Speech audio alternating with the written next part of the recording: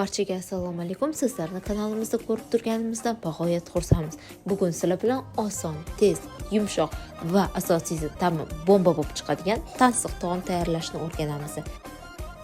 Ishimizni birinchi bo'lib saryog'da farshlarni yaxshilab qovurib olishdan boshlaymiz.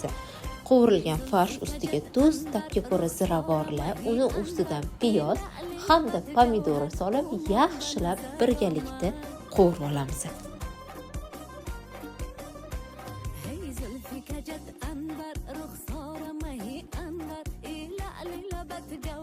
Yaxshilab qovurilgan mahsulotlar ustidan suv quyib 30-45 daqiqa davomida dimlab qo'yamiz.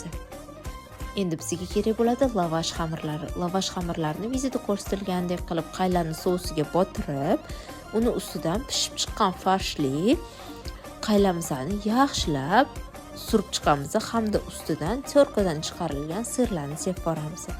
Bu ishimizni to go'shtimizni qaylali massamizni tugagungacha davom ettiramiz.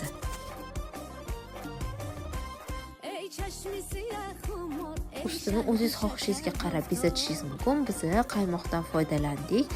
Ta'miga gap bo'lishi mumkin emas. Juda ham yumshoq, sochni bo'lib chiqadi. Tayyorlab ko'rishingizni maslahat beraman. Video yoqqan bo'lsa, like hamda kommentariy yozishni unutmang.